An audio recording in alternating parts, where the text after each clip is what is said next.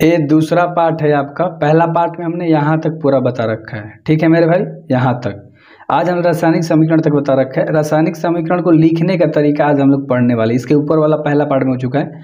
आज इस पार्ट में जितना हो सकता है उतना हम लोग करेंगे, ठीक है। तो सब्सक्राइब करके रखो। और ये जो आप चीज़ें देख रहे हो ना, नोट्स पूरा अच्छे से मैंने बता रखा है। इसका PDF मैं दे दूंगा। बस 1000 सब्सक्राइबर कंप्लीट करा दो, फ्री में वीडियोज़ बना के स्पेशल दे दूंगा। तो देखो हम लोग आ चुके हैं रासायनिक अभिक्रियाएं, ठीक है, यानी कि सॉरी रासायनिक समीकरण को लिखने का तरीका हम लोग जानने वाले हैं आज के वीडियो में। तो इसके ना कुछ पॉइंट है, देखो पहला दूसरा तीसरा, इस तरह से कैसे लिख सकते हो, नियम क्या क्या है देख लो, समझ लो और याद कर लो। नोट्स हो सके तो बनाते हुए चलो। अभिक्रिया के अभिकारकों को उनके संकेतों या अणु सूत्रों के पदों में समीकरण से बाई की ओर लिखा जाता है। इधर दाएं ओर होता है, इधर बाएं होता है, तो ये बाई ओर से लिखा जाता है, ठीक है। अभिक्रियाओं के अभिकारकों में उनके संकेतों या गुणधर्मों के पदों को समीकरण के बाई ओर से लिखा जाता है, ठीक है, याद रहेगा ना। अभिकारकों के सूत्रों के बीच घन चिन्ह प्लस दिया जाता है, यानी घन चिन्ह इसको हिंदी में बोलते हैं प्लस को, ठीक है। तो अभिकारकों के सूत्रों के बीच में प्लस का चिन्ह दिया जाता है, जोड़ा जाता है, ठीक है। तीसरा, अभिक्रिया के प्रतिफलों को एक तीर यानी ऐसे बराबर, मान एरो, मान लो इधर मान लो मैग्नीशियम है प्लस, इधर मान लो ऑक्सीजन है, तो बराबर क्या बन जाएगा, मैग्नीशियम ऑक्साइड, समझ आ गया ना। तो प्लस में और बराबर कैसे चिन्ह देखें, फिर इधर जो बनेगा वो बनेगा, ठीक है। द्वारा अलग अलग प्रदर्शित किया जाता है। तीर चिन्ह यह दिखाता है कि अभिक्रिया किस दिशा की तरफ हो रही है, ठीक है। चौथा पार्ट है इसका, अभिक्रिया के प्रतिफलों को उनके संकेतों या अणु सूत्रों के पदों में समीकरण के दाईं ओर लिखा जाता है, ठीक है। अभिक्रिया के प्रतिफल, जो नया चीज़ बनेगा ना, तो उसे हम लोग किधर रखेंगे, दाईं ओर। और जो चीज़ें मिलकर बनती है ना, वो कहाँ लिखाती है, बाईं ओर। मान लो ये देखो, ये बाईं ओर है, ये पूरा क्या है, दाईं ओर है, ठीक है मेरे भाई। पांचवा पॉइंट देखो, प्रतिफलों के सूत्रों के मध्य चिन्ह घन दिया जाता है बीच में। देखो ये दो गो मिल रहा है ना, दो गो एलिमेंट, दो गो पद मिलेगा, ठीक है, तो बीच में प्लस का चिन्ह रहेगा। इधर मान लो दो गो चीज मिलेगा तो प्लस का चिन्ह रहेगा। तो ये याद कर लेना रासायनिक समीकरण को लिखने का तरीका। अगला पॉइंट है रासायनिक समीकरण को संतुलित करना। हम लोग इसे बैलेंस कैसे करते हैं, संतुलित कैसे करके लिखते हैं। ऐसे रासायनिक समीकरण जिसके दोनों पक्षों, जैसे बाईं तथा दाईं में, प्रत्येक तत्व के परमाणुओं की संख्या बराबर होती है, यानी कि इधर दाएं भी, इधर सॉरी बाएं भी और इधर दाएं भी, दोनों तरफ जो संख्याएं होती है बराबर। देखो एक दो, इधर एक दो मिल रही है, इधर भी दो, इधर भी दो, इधर भी दो, इधर भी दो होती है, ठीक है। तो वो रासायनिक, वही हमारा संतुलित रासायनिक समीकरण कहलाती है, ठीक है मेरे भाई। तो इस तरह से उदाहरण में मैंने बता रखा है। और देखो ये तुम्हारा प्रश्न देगा एग्जाम में ऐसे, ठीक है।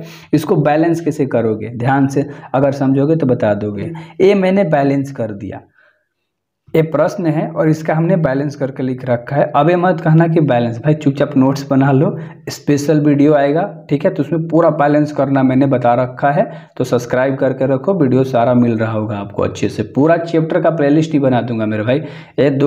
ये प्रश्न है, फिर इसका संतुलित किया गया है यहाँ पर, ठीक है। तो आगे बता दूंगा वीडियोस में, स्पेशल बना। रासायनिक अभिक्रिया के प्रकार जानेंगे, ठीक है। इसके प्रकार कितने होते हैं, ठीक है मेरे भाई। संयोजन अभिक्रिया हम लोग पहले जानेंगे। वह रासायनिक अभिक्रिया जिसमें दो या दो से अधिक पदार्थ यानी तत्व और यौगिक संयोग करके यानी मिल के एकल उत्पाद का निर्माण करते हैं, यानी एगो चीज बनाते हैं नया, वो संयोजन अभिक्रियाएं कहलाती हैं, ठीक है। उदाहरण देख लो, समझ में आ जाएगा। देखो मान लो अमोनिया है NH2, ठीक है, और हाइड्रोजन क्लोराइड है HCl, ठीक है। ये चिन्ह है, आपको सैम्बल ये सूचित किया जाता है। दोनों ही गैसीय यौगिक है, दोनों गैस है। अभिक्रिया से अमोनिया क्लोराइड यानी NH4Cl का सफेद धुआं बनता है। तो मान लो इधर हमने क्या लिया है, क्या है, अमोनिया है, एक क्या है तुम्हारा हाइड्रोजन क्लोराइड है। ये दोनों मिलके क्या बना देगा, इधर बताओ, अमोनिया क्लोराइड बना देगा। लिख लेना अच्छे से, ठीक है।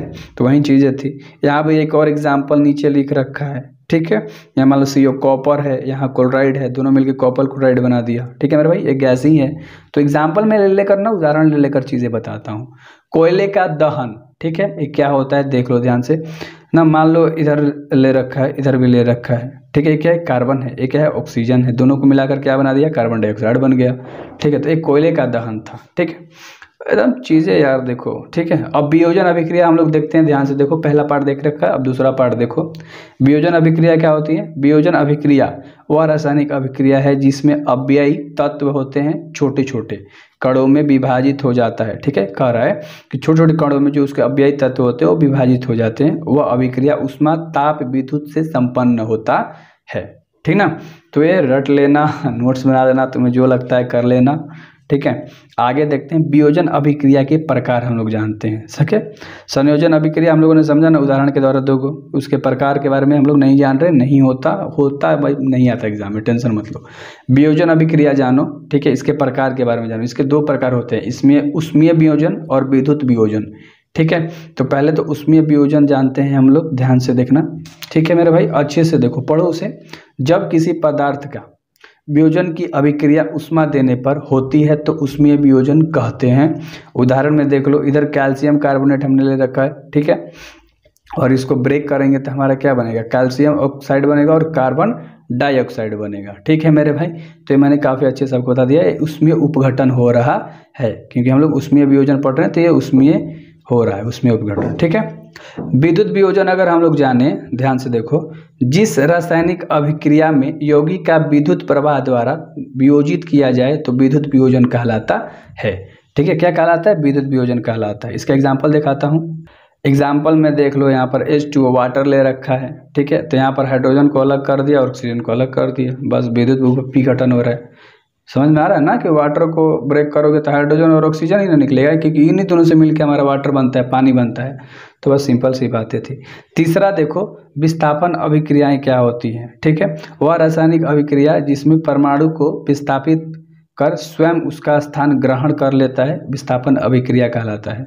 समझ में आ गया ना। विस्थापन अभिक्रिया के उदाहरण यहाँ पर है, आयरन ले रखा है, यहाँ पर कॉपर सल्फेट ले रखा है, दोनों को मिला दिया, ठीक है। तो यहाँ पर देख लो ध्यान से, ठीक है, इन दोनों को मिला है तो कॉपर सल्फेट इधर बन गया और कॉपर को अलग कर दिया, आयरन सल्फेट बना और कॉपर को अलग कर दिया, ठीक है मेरे भाई। चौथा देखो, द्रव्य विस्थापन अभिक्रिया क्या होती है। वे रासायनिक अभिक्रियाएं जिसमें अभिकारक यौगिक के आयनों तथा मूलकों के परस्पर विनिमय द्वारा नए उत्पाद बनते हैं, इन्हें द्रव्य विस्थापन अभिक्रिया हम लोग कहते हैं, ठीक है। उदाहरण में देख लो, इधर सोडियम सल्फेट ले रखा है और इधर क्या लिखा है, बेरियम क्लोराइड ले रखा है एक्वस में, ठीक है। तो दोनों जब मिला तो क्या बना दिया, सोडियम क्लोराइड बना दिया, और ये तो बेरियम का सूत्र है, ठीक है, और ये क्या है, प्लस में सोडियम, यानी दोनों अलग अलग हो गए मेरे भाई, ठीक है। पांचवा है ऊष्माक्षेपी अभिक्रिया। क्या होता है, निम्न रासायनिक अभिक्रियाओं में उत्पाद के निर्माण के साथ ऊष्मा भी उत्पन्न होती है, उन्हें ऊष्माक्षेपी अभिक्रिया कहते हैं। उदाहरण में देख लो, इधर मीथेन ले रखा है, इधर ऑक्सीजन ले रखा है, ठीक है। तो इन दोनों का जब हम प्रोडक्ट निकालेंगे, ठीक है, कार्बन डाइऑक्साइड को अलग कर दे रहा है और जल को अलग कर दे रहा है, ऊष्मा अलग हो जाएगा, ठीक है। ऊष्मा ही केस में सब पढ़ रहे हैं। तो अगला है ऊष्माशोषी अभिक्रिया। ये क्या होता है, जिन रासायनिक अभिक्रियाओं में ऊर्जा अवशोषित होती है, इन्हें ऊष्माशोषी अभिक्रिया कहते हैं, ठीक है। उदाहरण देख लो, इधर क्या है, नाइट्रोजन, इधर क्या है, ऑक्सीजन, ठीक है। तो यहाँ पर 2 नाइट्रोजन ऑक्साइड अलग हो गया, ऊष्मा अलग हो जाएगा, ऊष्मा इसी से घटेगा, निकलते रहेगा, ठीक। तो इतना हम लोगों ने अच्छे से पढ़ा। आगे भी प्रकार है ऑक्सीजन अभिक्रिया, 7 नंबर डालना भूल गया था। किसी पदार्थ द्वारा ऑक्सीजन या ऋण विद्युत तत्व का ग्रहण करना अथवा हाइड्रोजन या घन विद्युतीय तत्व का त्यागने की प्रक्रिया को ऑक्सीकरण कहलाता है। तो यही हमारा ऑक्सीकरण होता है, बस सिंपल सी बातें थी, नोट्स बनाते हुए चलो, सब समझ में आ जाएगा। इसका उदाहरण देख लो, क्या है, 2 को मान लो मैग्नीशियम है, ऑक्सीजन है, ठीक है, तो मैग्नीशियम ऑक्साइड बन जाएगा, ऑक्सीजन इससे जुड़ा हुआ रहेगा, सिंपल सी बात थी। अगला है उपचयन अभिक्रिया। किसी पदार्थ द्वारा हाइड्रोजन या घन विद्युतीय तत्व जुड़ता है या ऑक्सीजन व ऋण विद्युतीय तत्व को त्यागने की प्रक्रिया उपचयन कहलाता है। जैसे एग्जाम्पल में हमने ले रखा है, इधर देख लो, ये दोनों चीज़ों कैसे कैसे हो गई हैं, ठीक है। कॉपर ऑक्साइड और हाइड्रोजन है, कॉपर को अलग कर दिया, ठीक है, और वाटर को अलग कर दिया। आगे हम लोग जानते हैं रेडॉक्स अभिक्रिया क्या होता है, ठीक है। वह रासायनिक अभिक्रिया जिसमें एक अभिकारक का ऑक्सीकरण तथा दूसरे का उपचयन होता है, ठीक है। एक का ऑक्सीकरण होता है, एक का उपचयन होता है, वही रेडॉक्स अभिक्रिया कहलाती है। जैसे मान लो यहाँ जिंक है, यहाँ कॉपर सल्फेट है, ठीक है ना। तो इन दोनों का देखो, जिंक का, और ध्यान से देखना, चिन्ह जो आपको दिख रहा है, जिंक का और कॉपर का क्या होगा, ऑक्सीकरण होगा, और कॉपर सल्फेट का और जिंक सल्फेट का क्या होगा, उपचयन होगा। आगे के वीडियोस में हम लोग पढ़ेंगे क्या, ध्यान से देख लो, आगे के वीडियोस आएगा, ठीक है। बस सब्सक्राइब मार कर रखो। संक्षारण, ठीक है।